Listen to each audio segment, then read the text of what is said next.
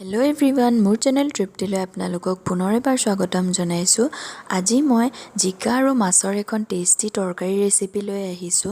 যেতিয়া হাতত সময় কম থাকে আৰু মাছৰ তৰকাৰীখন টেস্টিকে বনাই খাবৰ মন যায় তেতিয়া এই ৰেচিপিটো এবাৰ ট্ৰাই কৰি চাব পাৰে। খাবলৈ বহুত টেস্টি হয় আৰু সহজতে বনাই তৈয়াৰ কৰিব পাৰি।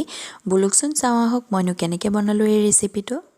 এই ৰেচিপিটোৰ বাবে মই এয়া দুটা জিকা লৈছোঁ। জিকাখিনি বাকলি গুচাই ভালদৰে ধুই লৈছোঁ। এইফালে মিডিয়াম সাইজৰ 3টা বিলাহী লৈছোঁ। এইফালে এটা ডাঙৰ আলু মই বইল কৰি লৈছোঁ আৰু এইফালে আদা নহৰু এচামুচ লৈছোঁ আৰু দুটা কেঁচা জলকীয়া লৈছোঁ আৰু মই ডাঙৰ সাইজৰ পিঁয়াজ এটা দীঘল দীঘল কৰি কাটি লৈছোঁ।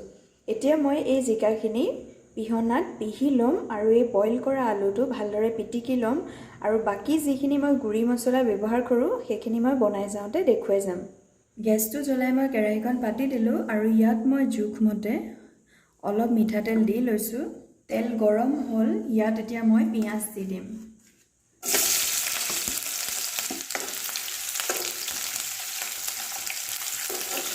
পিঁয়াজখিনি অলপ ভাজ খাওঁতে মই ইয়াত আদা নহৰুখিনি দি দিম আৰু এইখিনিও পিঁয়াজৰ লগতে ভালদৰে ভাজি থাকিম। আদা নহৰু আৰু পিঁয়াজখিনিৰ এটা সোণালী ৰং আহি গৈছে, এইখিনি ভজা হৈ গ'ল। ইয়াত এতিয়া মই জিকাখিনি দি দিম আৰু জিকাখিনি মই ভালদৰে পিহনাত পিহি লৈছোঁ, এইখিনি এতিয়া ইয়াত দি দিম।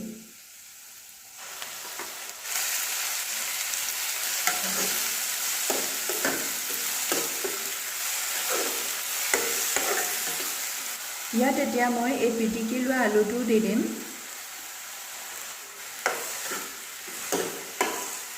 ইয়াত এতিয়া মই এই কাটি লোৱা বিলাহীখিনি দি দিম আৰু এই জলকীয়া দুটাও দি দিম।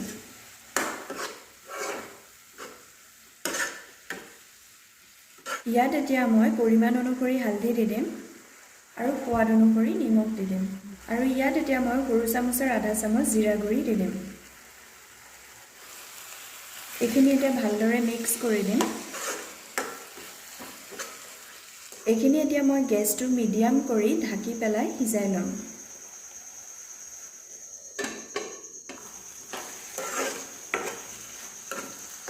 এইখিনি ভালদৰে সিজি গ'ল আৰু এয়া বিলাহীখিনিও ভালদৰে গলি গ'ল। ইয়াত এতিয়া মই এই ভাজি লোৱা মাছকেইটা দি দিম।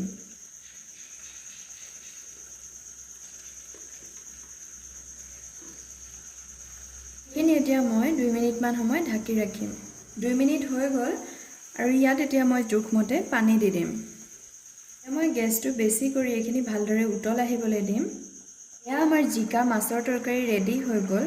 এনেদৰে জিকা পিচি ল'লে কম জিকাতে তৰকাৰীখন ধুনীয়া হয় আৰু খাবলৈও টেষ্টি হয়। এই তৰকাৰীখন বনাওঁতে মোৰ 10 মিনিটমানহে সময় লাগিল। আপোনালোকে এনেদৰে ট্ৰাই কৰিব আৰু কেনে পালে মোক কমেণ্ট কৰি জনাব। যদি আজিৰ ভিডিঅ'টো ভাল লাগিল তেনেহ'লে লাইক কৰিব, ফেমিলি আৰু ফ্ৰেণ্ডছৰ লগত শ্বেয়াৰ কৰিব আৰু মোৰ চেনেলটো ছাবস্ক্ৰাইব কৰি দিব আৰু কাষতে থকা বেল বাটনটো ক্লিক কৰি অল কৰি দিব। তেতিয়া মোৰ আহিবলগীয়া নতুন ভিডিঅ'ৰ ন'টিফিকেশ্যন আপুনি প্ৰথমেই পাব। আৰু ভিডিঅ'টো শেষলৈকে চোৱাৰ বাবে ধন্যবাদ।